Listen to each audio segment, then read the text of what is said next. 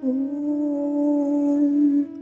जथाग्नेर्दाहिका शक्ति रामकृष्णे स्थिता हिया सर्वविद्यास्वरूपां तां शारदां প্রণমাম্যহম। শ্রী শ্রী মায়ের কথা। একদিন কলকাতায় বাগবাজারে মায়ের বাটিতে মাকে প্রণাম করিয়া দাঁড়াইয়া আছি।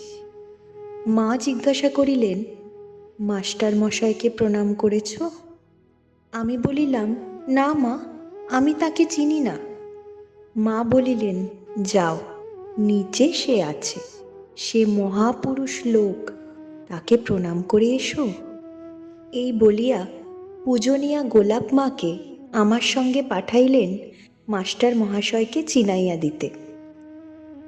আমি নিচে আসিয়া মাস্টার মহাশয়কে প্রণাম করিয়া আবার উপরে গেলাম। দুইজন লোক এই সময় মাকে প্রণাম করিয়া নিচে চলিয়া গেলেন। মা ঠাকুর ঘরে নিজ তক্তাপোষে বসিয়াছিলেন। তিনি আপন মনে বলিতেছিলেন, যে সে লোক পা ছুঁয়ে বড় যন্ত্রণা দিলে। একবার কোনো বৈষয়িক ব্যাপার উপলক্ষে আমার সঙ্গে মেজদাদার ঝগড়া হওয়ায় আমি কিছুদিনের জন্য বাড়ি ছাড়িয়া অন্যত্র থাকিবার ইচ্ছা করিয়া ওই বিষয়ে শ্রী শ্রী মাকে জানাইতে এবং তাহার অনুমতি লইতে বাগবাজার গিয়াছিলাম। মাকে প্রণাম করিয়া দাঁড়াইয়া আছি। মা গোলাপ মাকে বলিতেছেন, ও গোলাপ, শুনেছ, বৈকুণ্ঠকে তার দাদা একটা চড় মেরেছে বলে সে এত দূর ছুটে এসেছে। ঘর করলে কি ঝগড়া হয় না? তার জন্যে এতটা কেন?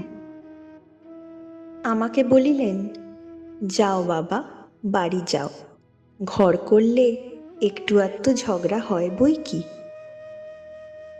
আমার এক গুরু ভাই ঠাকুরের গায়ত্রী মন্ত্র ভুলিয়া গিয়া আমাকে উক্ত মন্ত্র জিজ্ঞাসা করায় আমি মাকে চিঠিতে জিজ্ঞাসা করিয়াছিলাম, মন্ত্র কাহাকেও বলা যায় কি না।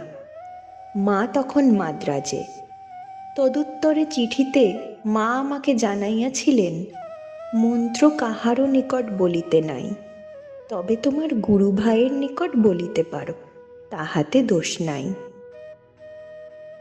একদিন মনের দুঃখে বাগবাজারে উদ্বোধনের বাটিতে গিয়া শ্রী শ্রী মাকে বলিয়াছিলাম, মা, আমি আপনার নিকট কিছু বলতে এসেছি। কি বলো? মা, কবে আপনার এ অভাগা ছেলেকে দয়া হবে? বাবা, ঠাকুর দয়া করবেন, তাকে ডাকো, আর সৎসঙ্গ করো, সাধন ভজন করো, ঠাকুরকে ডাকলেই সব হবে। ওই করে তো মা কিচ্ছু হলো না। আমি ঠাকুরকে দেখিনি, কি ডাকবো? আপনার দয়া পেয়েছি। যদি আপনি বলছেন, তবে আপনার এ অভাগা ছেলের জন্যে আপনিই তাকে বলুন। জপ ধ্যান না করলে কি হয়? সেসব যে করতে হয়। আর আমার জপ টপ করতে মা ইচ্ছে নেই, করে তো কিছুই হচ্ছে না। কাম, ক্রোধ, মোহ আগেও যেমন ছিল এখনো তেমনই আছে। মনের ময়লা একটুও কাটে নাই। বাবা, মন্ত্র জপ করতে করতে কাটবে, না করলে চলবে কেন? পাগলামি করো না। যখন সময় পাবে মন্ত্র জপ করো, ঠাকুরকে ডেকো। না মা, আমার সে ক্ষমতা নেই।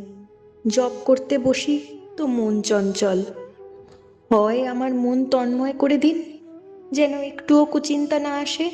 না হয় আপনার মন্ত্র আপনি ফেরত নিন। বৃথা আপনাকে কষ্ট দিতে আমার ইচ্ছে নেই। কারণ শুনেছি শিষ্য মন্ত্র জপ না করলে সেজন্য গুরুকেই ভুগতে হয়। দেখো, এ কি কথা! তোমাদের জন্যে যে আমি ভেবে ভেবে অস্থির হলুম। ঠাকুর তোদের যে কবেই দয়া করেছেন। এই কথা বলিতে বলিতে মার চোখে জল আসিল। আবেগ ভরে বলিলেন, আচ্ছা, তোমাকে আর মন্ত্র জপ করতে হবে না। অর্থাৎ যা হয় তিনি নিজেই আমার জন্য করিবেন। কিন্তু তখন তাহার কথার এই মর্ম বুঝিতে না পারিয়া ভয় ও আতঙ্কে আমার মাথা ঘুরিয়া গিয়াছে। ভাবিলাম সব সম্বন্ধ বুঝি ফুরাইল। প্রাণের আবেগে বলিলাম, মা, আমার সব কেড়ে নিলেন, এখন আমি করি কি?